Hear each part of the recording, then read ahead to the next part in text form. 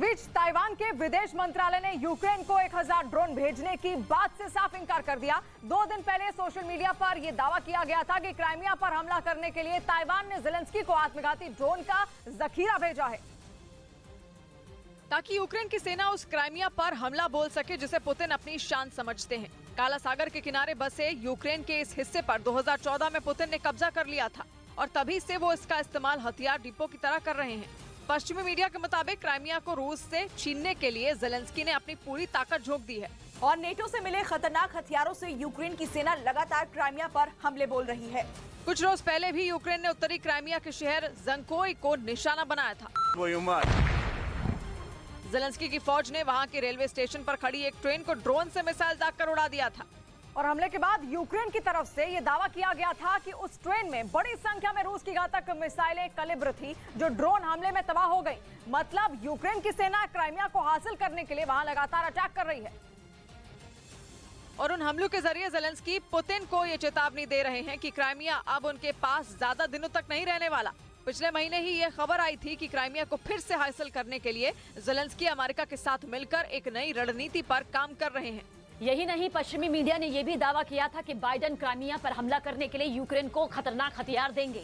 इसी बीच social media पर यह दावा किया गया कि ताइवान ने भी जंग में यूक्रेन को 1000 आत्मघाती ड्रोन भेजे हैं जिनका इस्तेमाल वो क्राइमिया पर हमले के लिए करने वाला है। लेकिन इस दावे को ताइवान के विदेश मंत्रालय ने सिरे से खारिज कर दिया। ताइवान की तरफ से ये साफ किया गया कि उसने यूक्रेन की मदद के लिए आत्मघाती ड्रोन नहीं भेजे हैं, जबकि दावा यह किया जा रहा था कि ताइवान ने 100 और 200 नहीं बल्कि 1000 आत्मघाती ड्रोन ज़ेलेंस्की की सेना के लिए भेजे हैं, जो ईरान के ड्रोन शाहिद 136 की तरह ही मिसाइलों की बारिश करने के साथ साथ खुद भी एक बम की तरह टारगेट पर फट जाते हैं। एक रिपोर्ट के मुताबिक ताइवान के ये ड्रोन झुंड में हमला करते हैं जिससे दुश्मन को संभलने तक का मौका नहीं मिलता है। इसीलिए ये दावा किया जा रहा है कि यूक्रेन क्राइमिया पर हमला करने के लिए ताइवान के इस आत्मघाती ड्रोन का इस्तेमाल करेगा। लेकिन अब ताइवान ने यूक्रेन को ड्रोन भेजने की बात से ही पल्ला झाड़ लिया।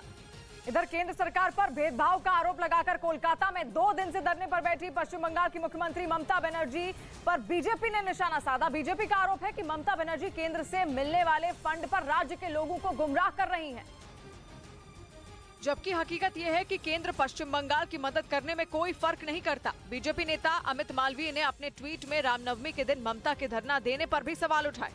उधर चीन और उत्तर कोरिया से तनाव के बीच जापान अपने लड़ाकू विमानों के पायलटों को युद्ध के गुर सिखाने की तैयारी में है। जापान को इसकी जरूरत इसलिए पड़ी क्योंकि चीन और उत्तर कोरिया इन दिनों उसके लिए बड़ा खतरा बन गए हैं, जो पिछले कई महीनों से जापान को डराने का एक भी मौका नहीं छोड़ रहे। इसी वजह से जापान सागर में हमेशा युद्ध की स्थिति बनी रहती है, जिससे जापान अपने आप को सुरक्षित महसूस नहीं करता। इन हालातों को देखते हुए जापान ने अपने F-35 लड़ाकू विमानों के पायलटों को युद्ध की बारीकियों को सिखाने का फैसला लिया, ताकि आने वाले दिनों में अगर जंग के हालात बने तो जापान इसके लिए तैयार रहे। जानकारी के मुताबिक कनाडा का एक सैन्य संस्थान इस काम में AI यानी आर्टिफिशियल इंटेलिजेंस के जरिए जापान की मदद करेगा, यानी डिजिटल तरीके से जापान के पायलट युद्ध के गुर सीखेंगे। इसके साथ ही जापान ने इस साल के लिए अपने रक्षा बजट को बढ़ाकर 6.8 ट्रिलियन येन यानी भारतीय रुपयों में करीब 4,25,000 करोड़ रुपए का ऐलान कर दिया।